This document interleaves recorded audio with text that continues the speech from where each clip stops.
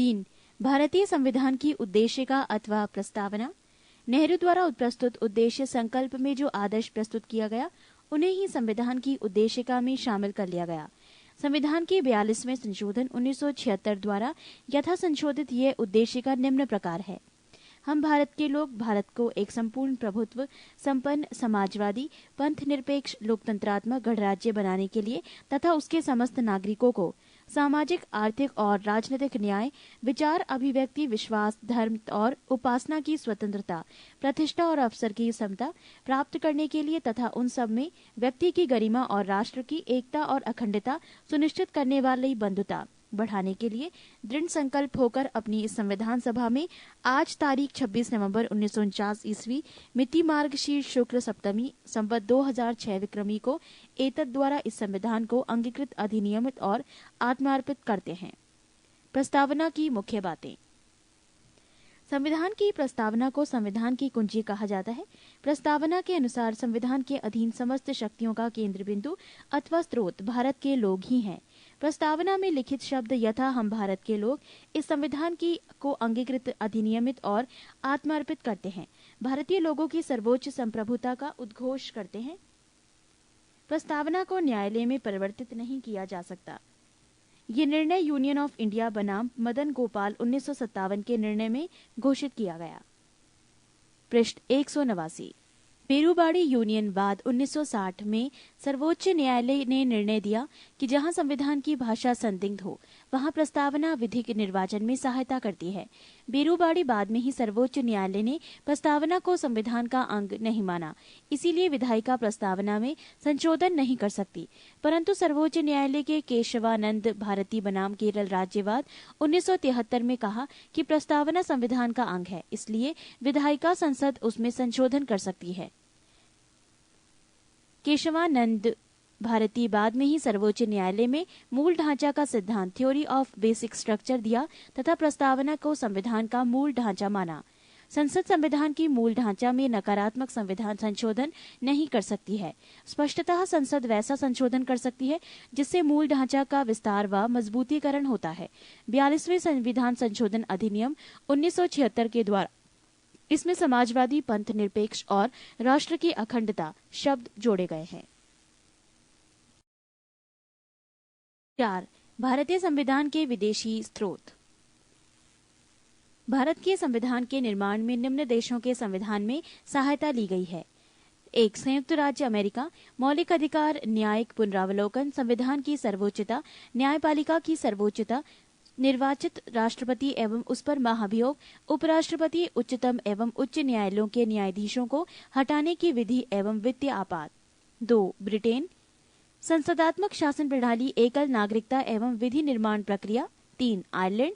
नीति निर्देशक सिद्धांत राष्ट्रपति के निर्वाचक मंडल की व्यवस्था राष्ट्रपति द्वारा राज्यसभा में साहित्य कला विज्ञान तथा समाज सेवा इत्यादि के क्षेत्र में ख्याति प्राप्त व्यक्तियों का मनोनयन। 4. ऑस्ट्रेलिया। प्रस्तावना की भाषा समवर्ती सूची का प्रावधान केंद्र एवं राज्य के बीच संबंध तथा शक्तियों का विभाजन संसदीय विशेष अधिकार। 5. जर्मनी। आपातकाल के प्रवर्तन के दौरान राष्ट्रपति को मौलिक अधिकार संबंधी शक्तियां। 6. कनाडा।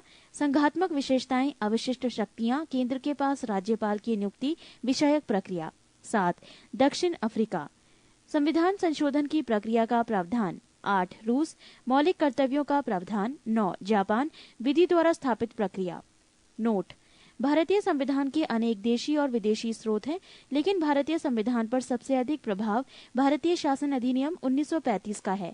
भारतीय संविधान के 395 अनुच्छेदों में से लगभग 250 अनुच्छेद ऐसे हैं जो 1935 ईस्वी के अधिनियम से या तो शब्दशः ले लिए गए हैं या फिर उनमें बहुत थोड़ा परिवर्तन के साथ लिया गया है। 5. भारतीय संविधान की अनुसूची। प्रथम अनुसूची। इसमें भारतीय संघ के घटक राज्यों 28 राज्यों एवं संघ शासित 7 क्षेत्रों का उल्लेख है। नोट: संविधान के 69वें संशोधन के द्वारा दिल्ली को राष्ट्रीय राजधानी क्षेत्र का दर्जा दिया गया है। द्वितीय अनुसूची। इसमें भारतीय राज्य व्यवस्था के विभिन्न पदाधिकारियों, राष्ट्रपति, राज्यपाल, लोकसभा के अध्यक्ष और उपाध्यक्ष, राज्यसभा के सभापति एवं उपसभापति, विधानसभा के अध्यक्ष और उपाध्यक्ष, विधान परिषद के सभापति एवं उपसभापति, उच्चतम न्यायालय और उच्च न्यायालयों के न्यायाधीशों और भारत के नियंत्रक, महालेखा परीक्षक आदि को प्राप्त होने वाले वेतन, भत्ते और पेंशन आदि का उल्लेख किया गया है। तृतीय अनुसूची, इसमें विभिन्न पदाधिकारियों, राष्ट्रपति, उपराष्ट्रपति, मंत्री, उच्चतम एवं उच्च न्यायालय के न्यायाधीशों द्वारा पद ग्रहण के समय ली जाने वाली शपथ का उल्लेख है। पृष्ठ 190। चौथी अनुसूची, इसमें विभिन्न राज्यों तथा क्षेत्रों की राज्यसभा में प्रतिनिधित्व का विवरण दिया गया है। पांचवी अनुसूची, इसमें विभिन्न अनुसूचित क्षेत्रों और अनुसूचित जनजाति के प्रशासन और नियंत्रण के बारे में उल्लेख है। छठी अनुसूची, इसमें असम, मेघालय, त्रिपुरा और मिजोरम राज्यों के जनजातीय क्षेत्रों के प्रशासन के बारे में प्रावधान है। सातवीं अनुसूची, इसमें केंद्र एवं राज्यों के बीच शक्तियों के बंटवारे के बारे में दिया गया है। इसके अंतर्गत 3 सूचियां हैं: संघ सूची, राज्य सूची और समवर्ती सूची। 1. संघ सूची। इस सूची में दिए गए विषय पर केंद्र सरकार कानून बनाती है। संविधान के लागू होने के समय इसमें 97 विषय थे। वर्तमान समय में इसमें 98 विषय हैं। 2. राज्य सूची। इस सूची में दिए गए विषय पर राज्य सरकार कानून बनाती है। राष्ट्रीय हित से संबंधित होने पर केंद्र सरकार भी कानून बना सकती है। संविधान के लागू होने के समय इसके अंतर्गत 66 विषय थे। वर्तमान समय में इसमें 62 विषय हैं। 3. समवर्ती सूची। इसके अंतर्गत दिए गए विषय पर केंद्र एवं राज्य दोनों सरकारें कानून बना सकती हैं, परंतु कानून के विषय सामने होने पर केंद्र सरकार द्वारा बनाया गया कानून ही मान्य होता है। राज्य सरकार द्वारा बनाया गया कानून केंद्र सरकार के कानून का बनाने के साथ ही समाप्त हो जाता है। संविधान के लागू होने के समय समवर्ती सूची में 47 विषय थे। वर्तमान समय में इसमें 52 विषय हैं। नोट: समवर्ती सूची का प्रावधान जम्मू कश्मीर राज्य के संबंध में नहीं है। 8वीं अनुसूची। इसमें भारत की 42 भाषाओं का उल्लेख किया गया है। मूल रूप से 8वीं अनुसूची में 14 भाषाएं थी। 1967 में सिंधी को और 1992 ईस्वी में कोंकणी, मणिपुरी तथा नेपाली को 8वीं अनुसूची में शामिल किया गया।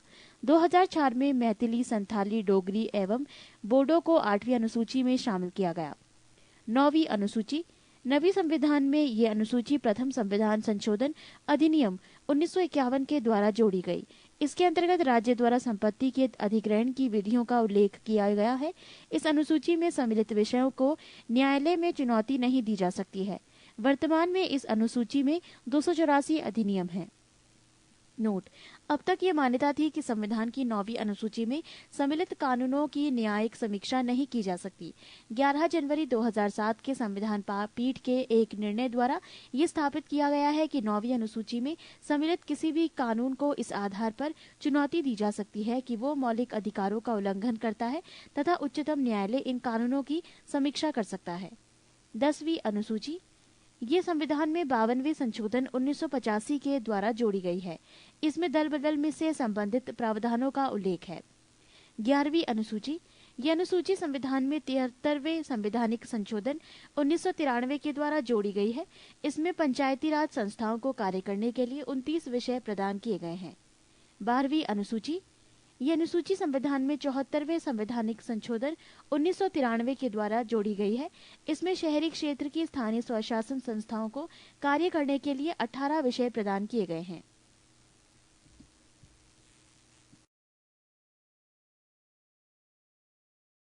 सात, देशी रियासतों का भारत में विलय।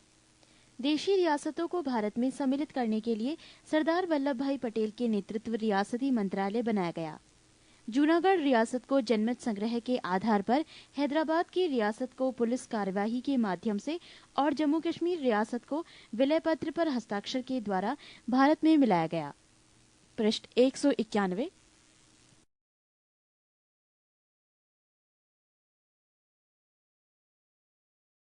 सात, संघ और उसका राज्य क्षेत्र। भारत राज्यों का संघ है जिसमें संप्रति 28 राज्य और 7 केंद्र शासित प्रदेश हैं। अनुच्छेद 1। भारत अर्थात इंडिया राज्यों का संघ होगा। 2 राज्य और उनके राज्य क्षेत्र वो होंगे जो पहली अनुसूची में विनिर्दिष्ट है। 3. भारत के राज्य क्षेत्र में अर्जित किए गए अन्य राज्य क्षेत्र समाविष्ट होंगे।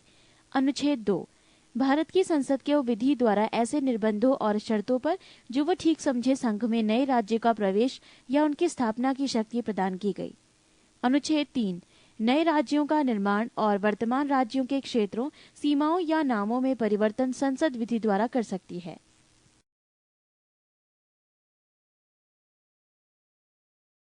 राज्यों का पुनर्गठन।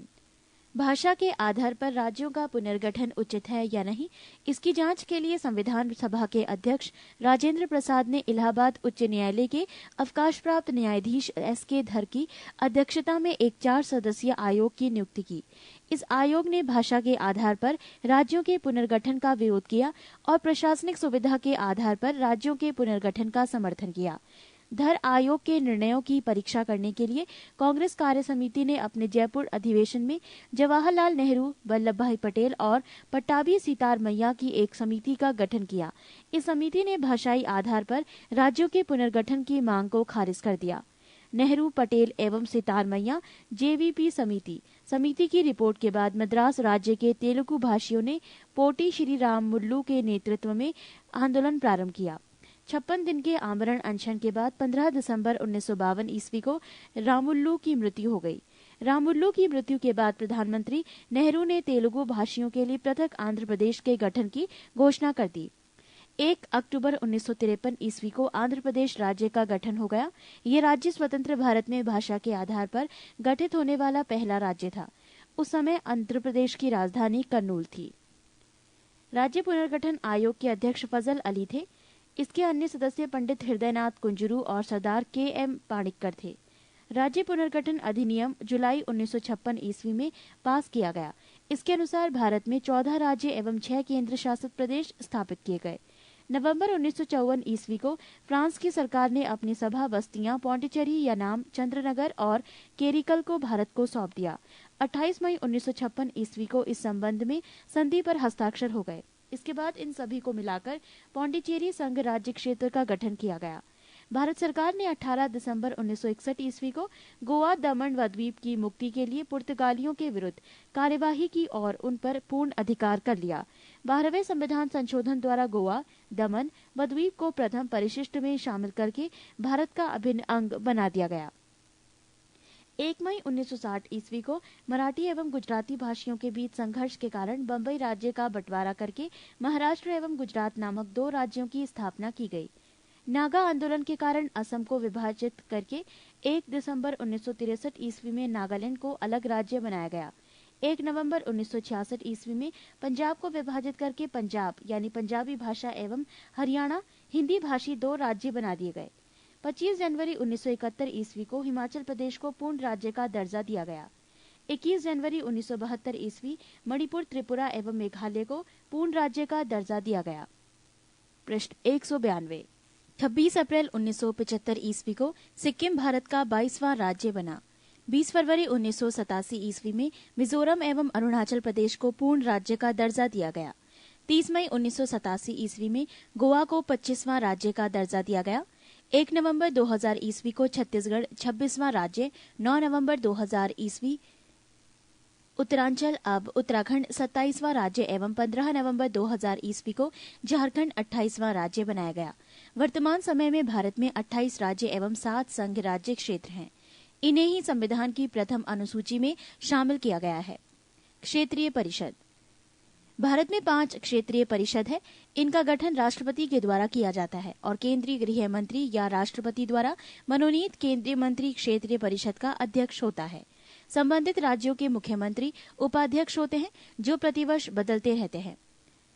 नए राज्यों का गठन वर्ष: आंध्र प्रदेश 1953 ईस्वी, महाराष्ट्र 1960 ईस्वी, गुजरात 1960 ईस्वी, नागालैंड 1963 ईस्वी, हरियाणा 1966 ईस्वी, हिमाचल प्रदेश 1971 ईस्वी, मेघालय 1972 ईस्वी, मणिपुर, त्रिपुरा 1972 ईस्वी, सिक्किम 1975 ईस्वी, मिजोरम, अरुणाचल प्रदेश, गोवा 1987 ईस्वी, छत्तीसगढ़, उत्तराखंड एवं झारखंड 2000 ईस्वी। भारत में कुल 5 क्षेत्रीय परिषदों पर सम्मिलित राज्यों के नाम इस प्रकार हैं। 1. उत्तरी क्षेत्रीय परिषद पंजाब, हरियाणा, राजस्थान, जम्मू कश्मीर, हिमाचल प्रदेश तथा चंडीगढ़ एवं दिल्ली संघ राज्य क्षेत्र। 2. मध्य क्षेत्रीय परिषद उत्तर प्रदेश, मध्य प्रदेश, उत्तराखंड एवं छत्तीसगढ़। 3. पूर्वी क्षेत्रीय परिषद बिहार, पश्चिम बंगाल, उड़ीसा, झारखंड, असम, सिक्किम, मणिपुर, त्रिपुरा, मेघालय, नागालैंड, अरुणाचल प्रदेश तथा मिजोरम। 4. पश्चिमी क्षेत्रीय परिषद गुजरात, महाराष्ट्र, गोवा राज्य, दमन द्वीप एवं दादर तथा नगर हवेली संघ राज्य क्षेत्र। 5. दक्षिणी क्षेत्रीय परिषद आंध्र प्रदेश, केरल, कर्नाटक एवं तमिलनाडु राज्य एवं पुदुचेरी संघ राज्य क्षेत्र।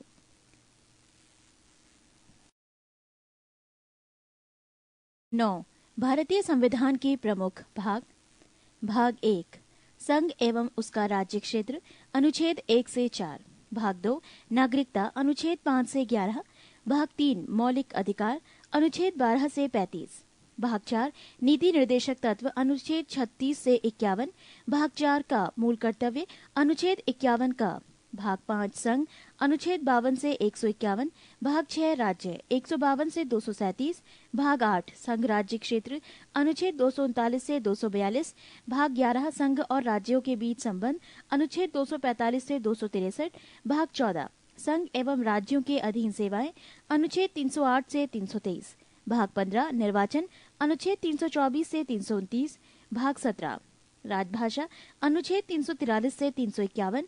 भाग 18 आपात उपबंध, अनुच्छेद 352 से 360। भाग 20 संविधान संशोधन, अनुच्छेद 368। पृष्ठ 193।